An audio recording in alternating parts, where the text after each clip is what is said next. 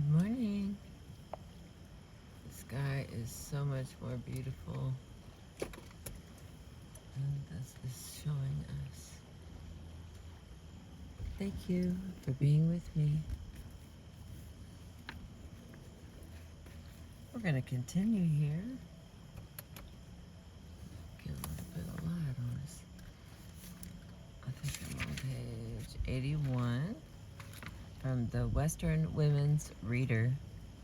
Remarkable writings of women who shaped the American West, spanning 300 years. This part is the gift of good land.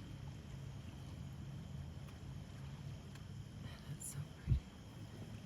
I tell you, it's not showing up. I'll try this one. Every time I try to get close, it just goes away. Alright.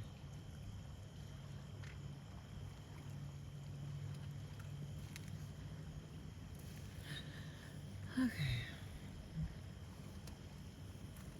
The gift of good land. The poet Wendell Berry spoke of the gift of good land when he wanted to describe the American experience of abundance. This continent gave up bountiful crops and crowned the farmer with title to land he could leave to his sons. Hector St. John de Crevecoeur wrote that the immigrant became a new man when he owned the land that he had tilled by the sweat of his brow. But the gift of good land has been more ambiguous, as it came to mean the inheritance of daughters. Mary Austin, Zitkala Sa, Willa Cather, Eleanor Pruitt Stewart, and Annie Ellis wrote about their lives on the land, but only Stewart speaks of the land in terms of ownership. Austin embraced socialism, so profoundly did she believe that ownership did not devolve on those with legal title, but on those who live and work the land, who perceive its beauty and its fine webs of life. Zitkala saw herself as intimately connected to the land where she was born, and yet she also wrote about it more out of her sense of loss than a sense of ownership. Cather wrote of a landscape that was a secret source of ecstasy and mystical experience, but beyond human control. We come and go, but the land is always here, and the people who love it and understand it are the people who own it for a little while. Ellis wrote with adoration for the respite she found in the landscapes surrounding Rocky Mountain mining communities, but never felt she owned anything more than a temporary stopping place. Cather and Austin, often described as quintessentially Western writers, traveled widely, and each saw herself as a professional writer and artist at a time when that role yielded a woman only a fragile foothold in the world. They kept close the company of women who gave them emotional and professional support. Sarah Orne Jewett in Maine was Cather's mentor and guide. Jewett's New England landscapes, especially in the country of the pointed firs from 1896, collapsed the continental distances between herself and Cather and deeply influenced Cather's work. Zitkala, Zitkala Saw, who grew up to become an Indian rights advocate, and Annie Ellis, who turned to writing after poor health prevented her from working as a cook, were professional writers of a different kind. Zitkala Saw used her stories and her non-fiction work to advocate for the rights of Native American peoples and crafted a career out of carefully assessing the best audience before which to present her arguments. For her, the gift of good land was one complicated by the fact that the land had also been largely taken away from her Yankton Sioux people, leaving her to ask to whom the gift of good land had been given. When Annie Ellis became a writer out of financial desperation, but her frank and often funny discussion of her adventures reached a popular audience. For Ellis, the land and the birds and the animals it held afforded her rare moments of quiet in an otherwise noisy and hectic life. In casting herself as its protector, she embraces a special variety of female authority.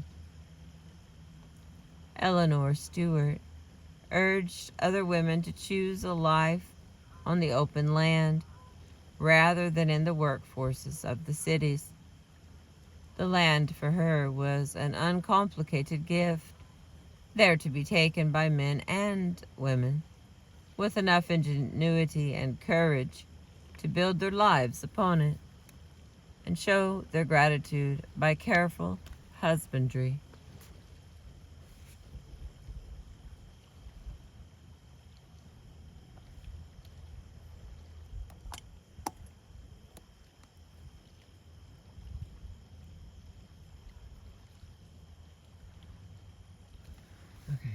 Now, we start with Mary Austin, born in 1868, lived to 1934. Mary Hunter was born in Carlinville, Illinois, when the state was still frontier country. She went to Blackburn College in Carlinville, and after graduation, she moved with her family to California and married Stafford W. Austin. They homesteaded in and around the Owens Valley, but the marriage was unhappy. Economic hardship and the care of a mentally challenged child combined to make domestic life and an apprenticeship in misery. Austin began to turn her early training as a naturalist into a role she designed for herself, that of Shasera, or medicine woman. She learned from the desert-dwelling Shoshones and Paiutes that the barren landscape held creative energy and beauty, and that nature's smallest forms, the wild flowers and the seeds, and the ordinary tools, baskets and pots, hold the secret of the interconnectedness of all life.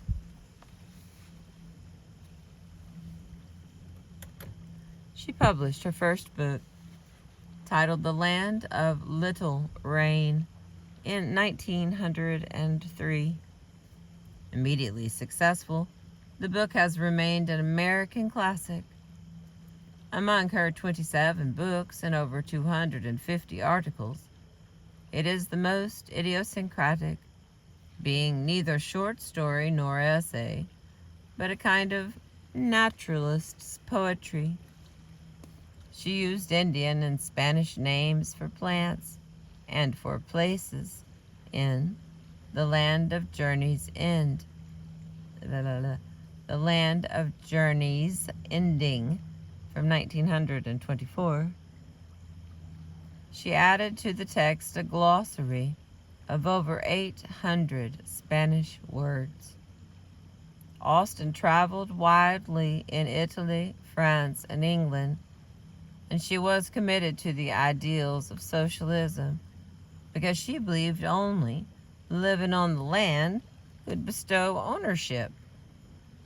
In 1924, Austen came back to the desert and settled in Santa Fe, New Mexico. She died 10 years later in 1934. Her descriptions of the desert glow with amazing acuity. As a stylist and a philosopher, she reaches back to Emerson and Thoreau in finding that the smallest detail of the natural world holds the spark of mystical oneness with the universe. She is that precursor of John Muir and Rachel Carson in comprehending that nature is the metaphor for all human life. All right, here's her writing. Mary Austen. Looks like The Land of Little Rain, The Scavengers, and The Basket Maker from The Land of Little Rain, written in 1903. All right, got about 8 pages here of this in several different categories, it looks like. And my baby birds are flying around. Thank you for being with me this morning. The Land of Little Rain. East away from the Sierras, south from Panamint and Amargosa, east and south, many an uncounted mile, in the country of lost borders. Ute, Paiute, Mojave, and Shoshone inhabit its frontiers, and as far into the heart of it as a man dare go. Not the law, but the land set the limit. Desert is the name it wears upon the maps, but the Indians is the better word. Desert is a loose term to indicate land that supports no man. Whether the land can be limited and broken to that purpose is not proven. Void of life it never is, however dry the air and villainous the soil. In this nature of that country, there are hills rounded, blunt, burned, squeezed up out of chaos, chrome and vermilion painted, aspiring to the snow line. Between the hills lie high, level-looking plains, full of intolerable sun glare, or narrow valleys drowned in a blue haze. The hill surface is streaked with ash drift and black, unweathered lava flows. After rains, water accumulates in the hollows of small closed valleys, and evaporating leaves hard, dry levels of pure desertness that get the local name of dry lakes. Where the mountains are steep and the rains heavy, the pool is never quite dry, but dark and bitter, brimmed about with the effluence of alkaline deposits. A thin crust of it lies along the marsh over the vegetating area, which has neither beauty nor freshness. In the broad wastes open to the wind, the sand drifts in hammocks about the steppy shrubs, and between them the soil shows saline traces. The sculpture of the hills here is more wind than water work. though the quick storms do sometimes scar them past many a year's redeeming. In all the western desert edges, there are essays in miniature at the famed, terrible Grand Canyon, to which if you kept on long enough in this country, you will come at last. Since this is a hill country, one expects to find springs, but not to depend upon them.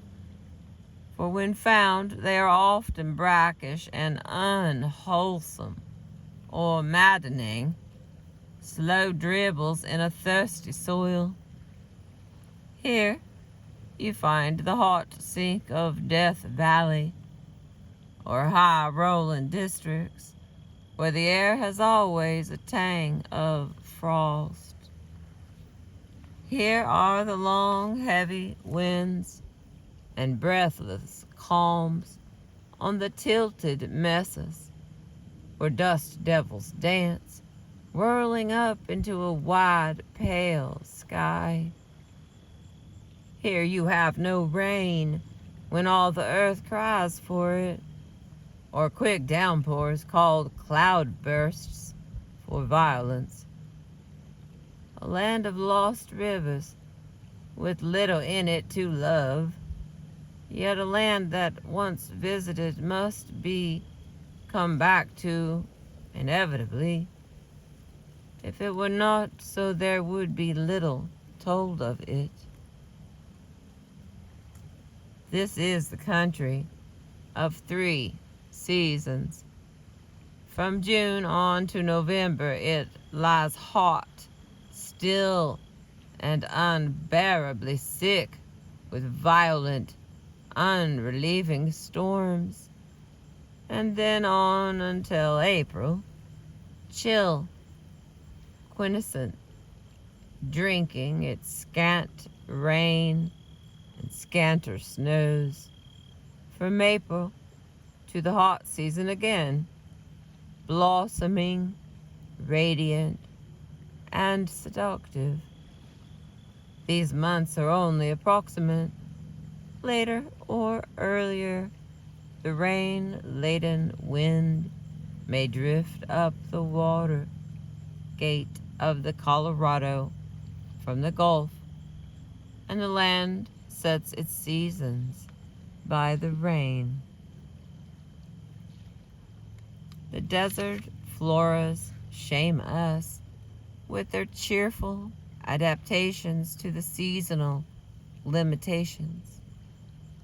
Their whole duty is to flower and fruit, and they do it heartily, or with tropical luxuriance, as the rain admits. It is recorded in the report of the Death Valley expedition that after a year of abundant rains on the Colorado desert was found a specimen of Amaranthus 10 feet high. A year later, the same species, in the same place, matured in the drought at 4 inches. One hopes the land may breed like qualities in her human offspring, not tritely to try, but to do.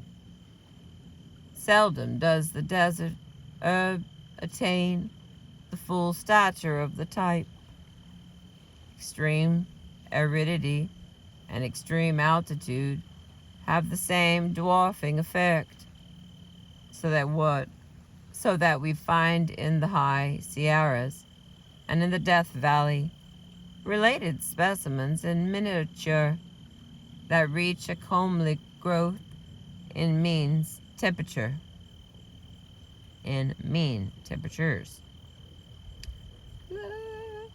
Very fertile are the desert plants in expedients to prevent evaporation, turning their foliage edgewise toward the sun, growing silky hairs, exuding viscid gum.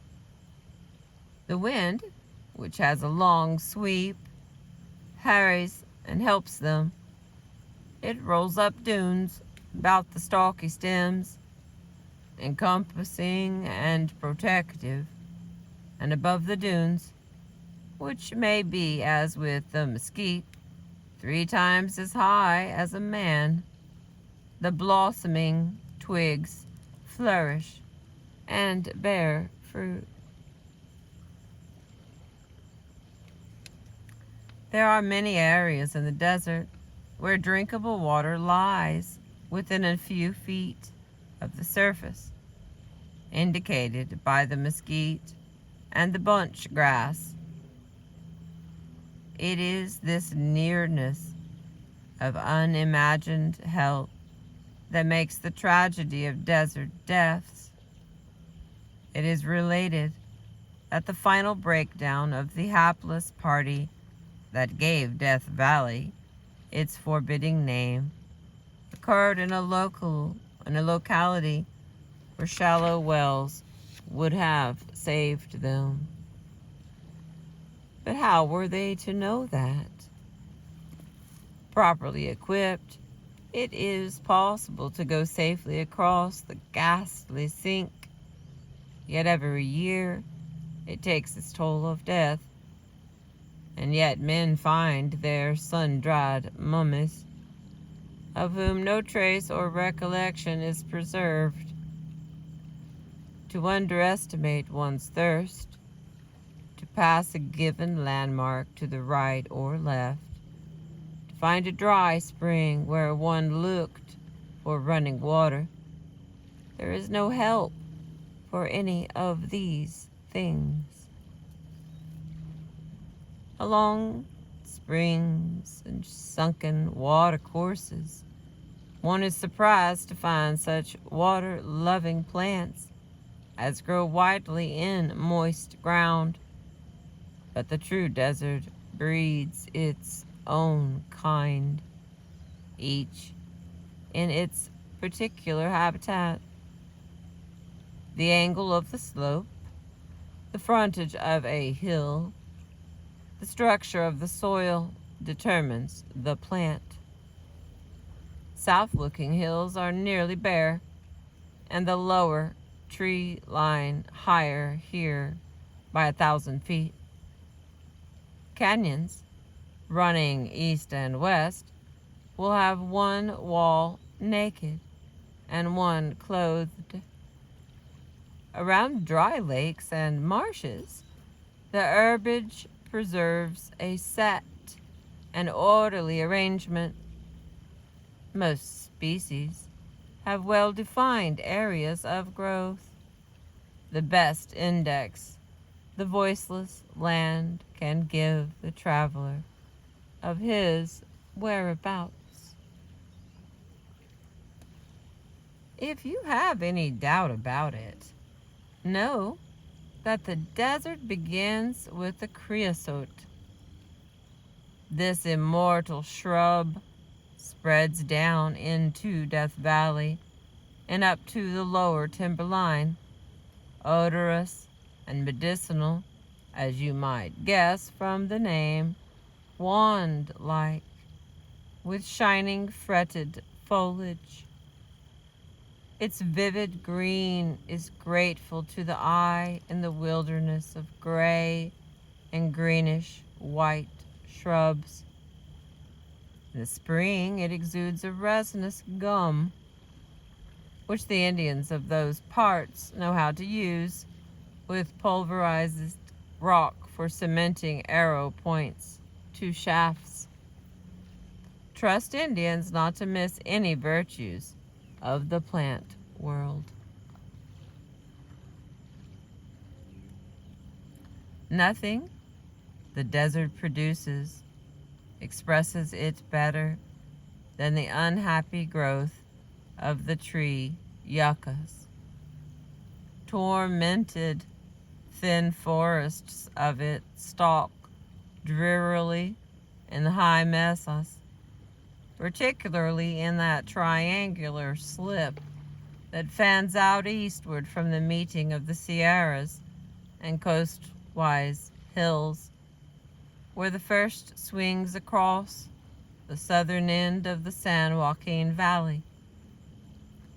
The yucca bristles with bayonet-pointed leaves, dull green, growing shaggy with age, tipped with pinnacles of fetid greenish bloom. After death, which is slow, the ghostly hollow network of its woody skeleton, with hardly power to rot, makes the moonlight fearful. Before the yucca has come to flower, while yet its bloom is a creamy, cone-shaped bud of the size of a small cabbage, full of sugary sap. The Indians twist it deftly out of its fence of daggers and roast it for their own delectation. So it is that in those parts where men inhabit... Okay, hang on, I'm getting a drink. It's been pretty good there for a minute. I'm thirsty.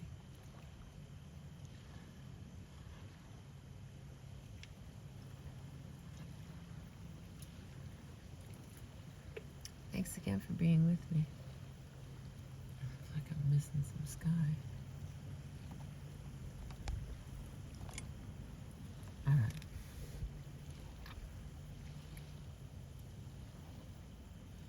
Oh no. So it is that in those parts where man inhabits, one sees young plants of yucca arborensis infrequently, other yuccas, cacti, low herbs, 1,000 sorts, one finds journeying east from the coastwise hills. There is neither poverty of soil nor species to account for the sparseness of desert growth, but simply that each plant requires more room. So much earth must be preempted to extract so much moisture. The real struggle for existence, the real brain of the plant, is underground. Above there is room for rounded, perfect growth. In Death Valley, reputed the very core of desolation, are nearly 200 identified species.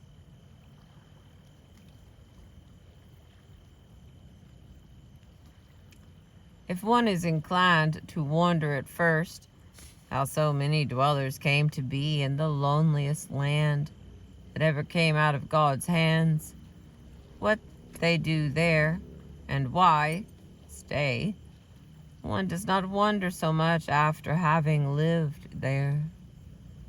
None other than this long brown land lays such a hold on the affections. The rainbow hills, the tender bluish mists, the luminous radiance of the spring have the lotus charm.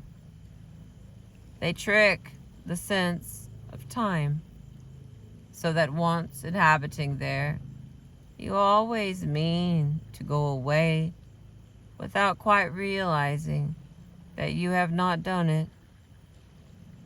Men who have lived there, miners and cattlemen, will tell you this, not so fluently, but emphatically, cursing the land and going back to it. For one thing, there is the divinest, cleanest air to be breathed anywhere in God's world. Someday the world will understand that, and the little oases on the windy tops of hills will harbor for healing its ailing, house-weary broods. There is a promise They're of great wealth in ores and earths, which is no wealth by reason of being so far removed from water and workable conditions. But men are bewitched by it and tempted to try the impossible. For all the toll the desert takes of a man, it gives compensations, deep breaths, deep sleep, and the communion of the stars. It comes upon one with new force in the pauses of the night that the Chaldeans were a desert-bred people. It is hard to escape the sense of mastery as the stars move in the wide, clear heavens to risings and settings unobscured. They look large and near the Palapiant, wheeling to their stations in the sky. They look large and near the Palapiant, as if they moved on some stately service, not needful to declare. Wheeling to their stations in the sky, they make the poor world fret of no account. Of no account, you who lie out there watching, nor the lean coyote that stands off in the scrub from you and howls and howls. The next one is the scavengers. Ouch.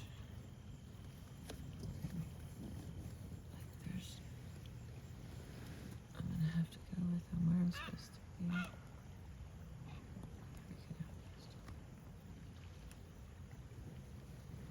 I was here first, buddy. Can't complain. That's how this nature thing works. You know, sometimes I'm just out here to educate the animals on what I get to do. I'm just kidding. You can't educate wild animals. Here we go. The scavengers. 57 buzzards, one of each of 57 fence posts at the Rancho El Tejon on a mirage breeding September morning, sat solemnly while the white tilted travelers' vans lumbered down the Canada de las Uvas. After 3 hours, they had only clapped their wings or exchanged posts. The season's end in the vast, dim valley of the San Joaquin is palpitating hot, and the air breathes like cotton wool. Through it all, the buzzards sit on the fences and low hummocks, with wings spread fanwise for air. There is no end to them, and they smell to heaven. Their heads droop, and all their communication is a rare, horrid croak.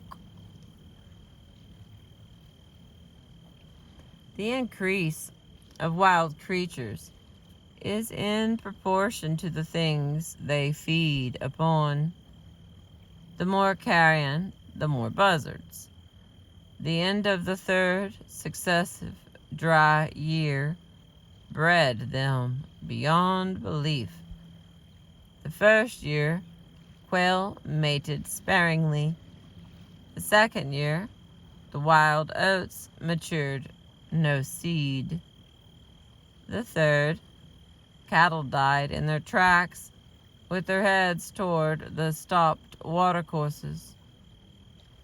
And that year, the scavengers were as black as the plague all across the mesa and up the treeless, tumbled hills. On clear days, they betook themselves to the upper air, where they hung motionless for hours. That year, there were vultures among them, distinguished by the white patches under the wings. All their offensiveness notwithstanding, they have a stately flight. They must also have what pass for good qualities among themselves, for they are social, not to say clannish. She's talking about my birds, y'all. Talking about my sky friends. Sorry. Well, let's have another sip of coffee. She knows about my birds, y'all.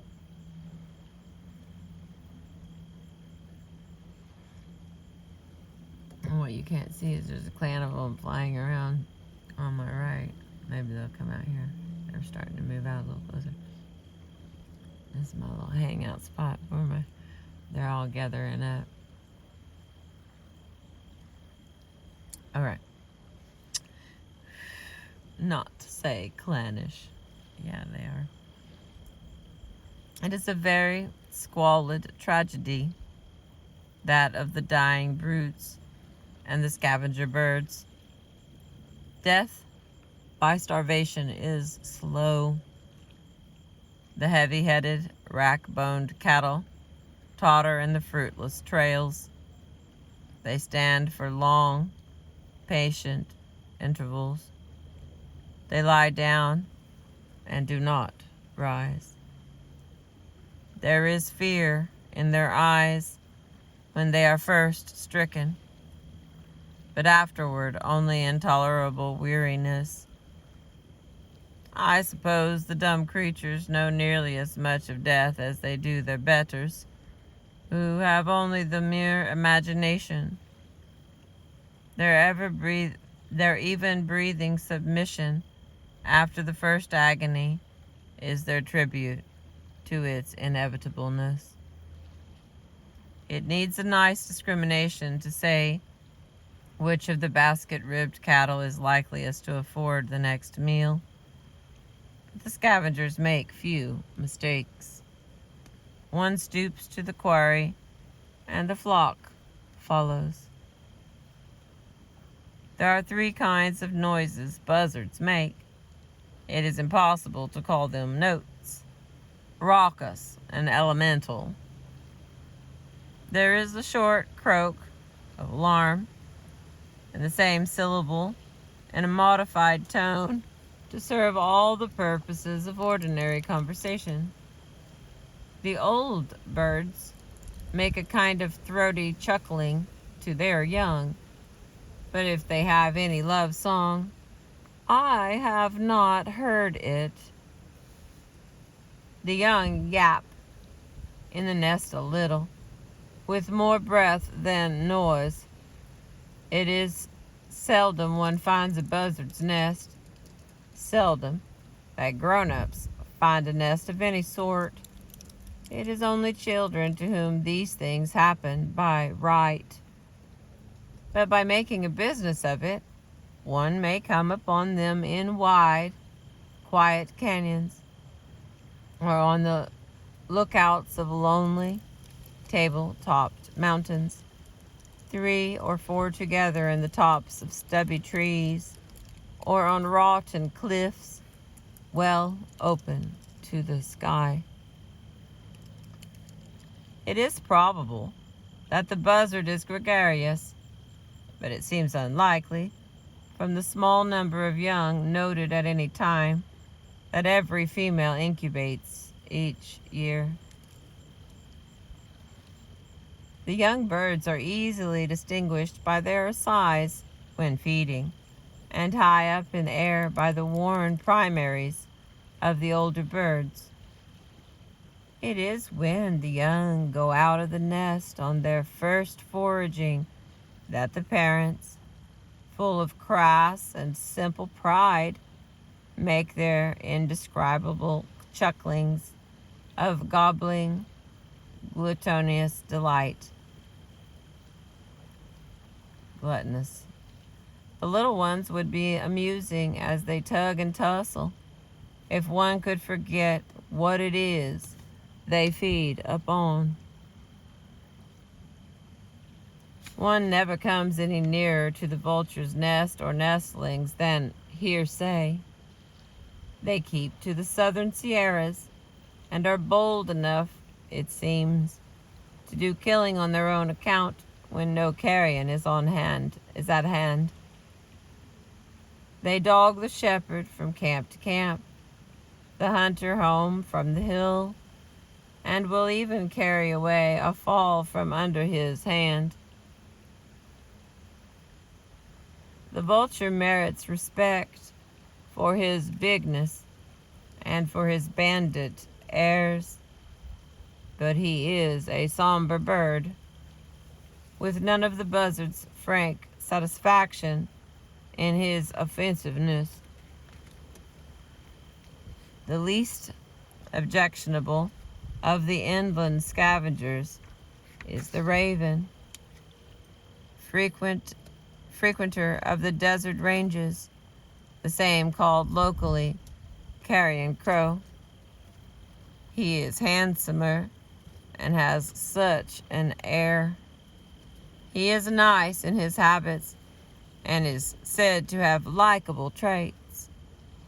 A tame one in a Shoshone camp was the butt of much sport and enjoyed it.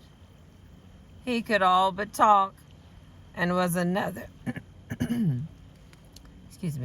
he could all but talk and was another with the children, but an arrant thief. The raven will eat most things that come his way, eggs and young of ground nesting birds, seeds even, lizards and grasshoppers, which he catches cleverly, and whatever he is about. Let a coyote trot never so softly by, the raven flaps up and after, for whatever the coyote can pull down or nose out is meal also for the carrion crow.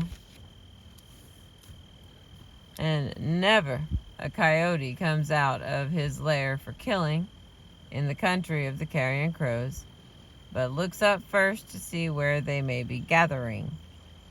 It is a sufficient occupation for a windy morning on the lineless, level mesa to watch the pair of them eyeing each other furtively with a tolerable assumption of unconcern, but no doubt with a certain amount of good understanding about it. Once at Red Rock, in a year of green pasture, which is a bad time for the scavengers, we saw 2 buzzards, 5 ravens, and a coyote feeding on the same carrion, and only the coyote seemed ashamed of the company.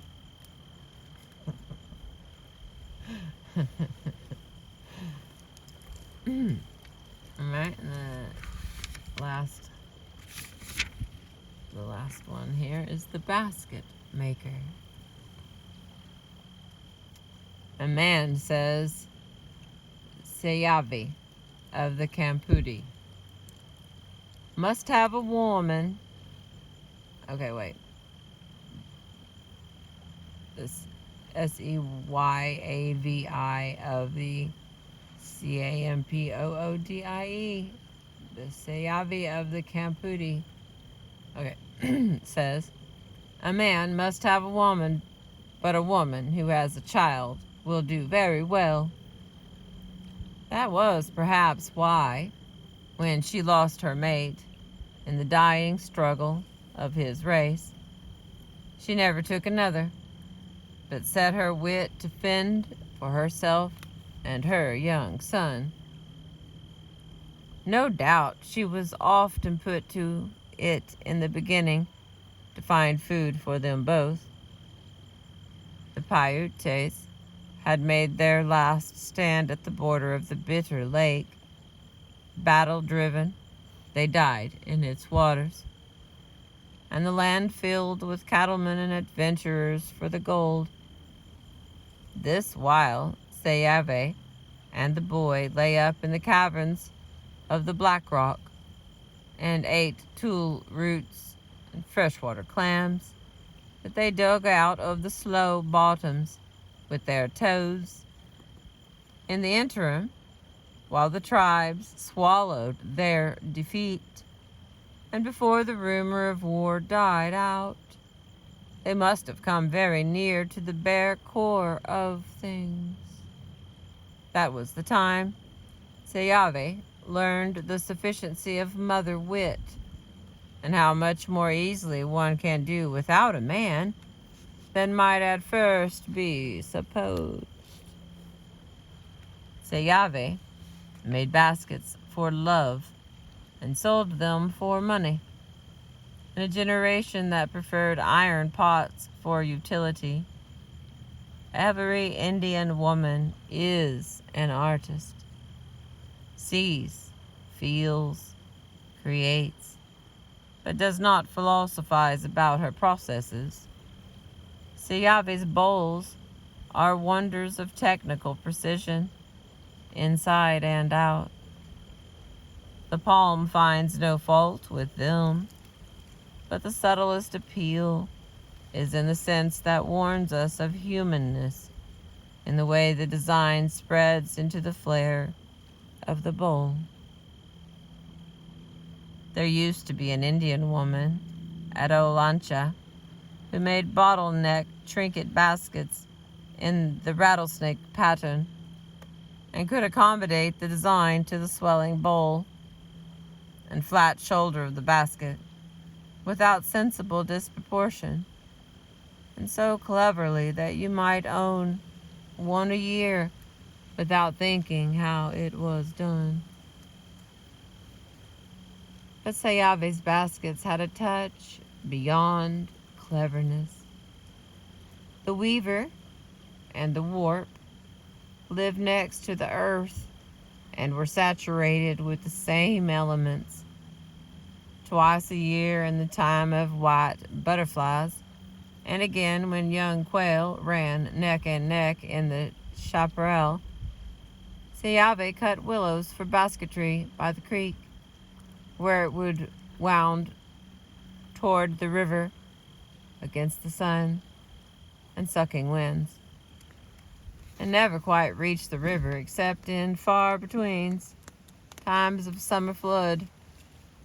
But it always tried, and the willows encouraged it as much as they could. You nearly always found them a little further down than the trickle of eager water.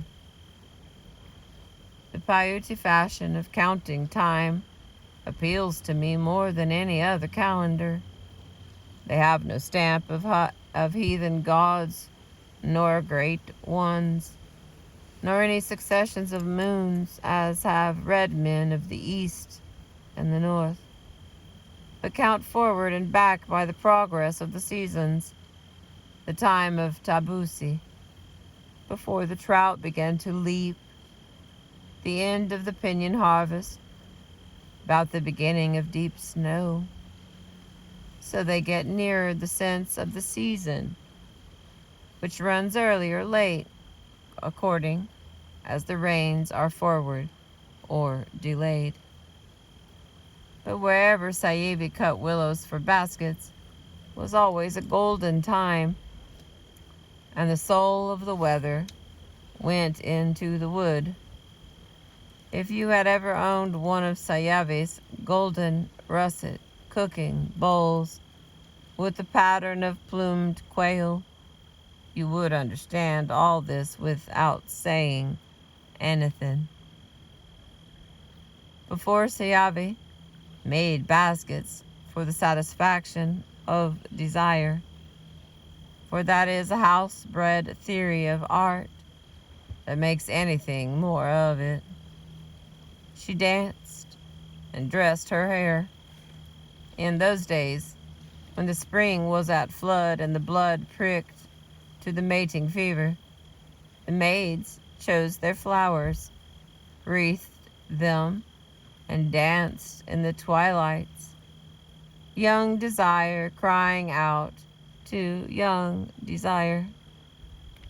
They sang what the heart prompted, what the flower expressed, what boded in a mating weather. And what flower did you wear, Sayava?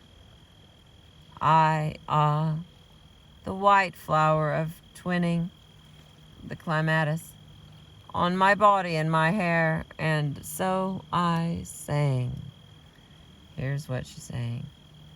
I am the white flower of twinning, little white flower by the river. Maybe it's twining. Little white flower by the river.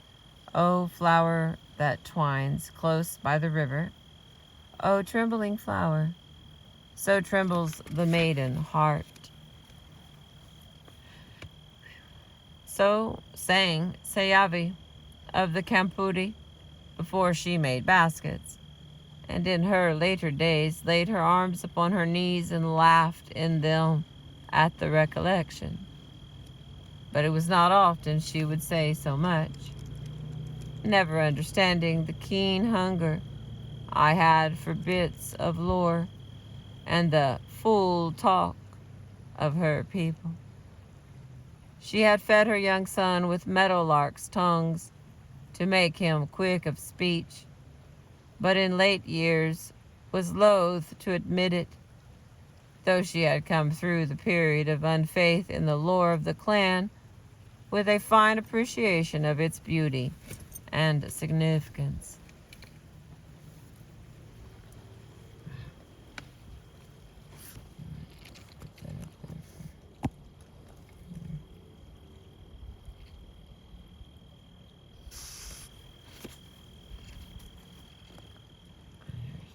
Reading again to you, my friends.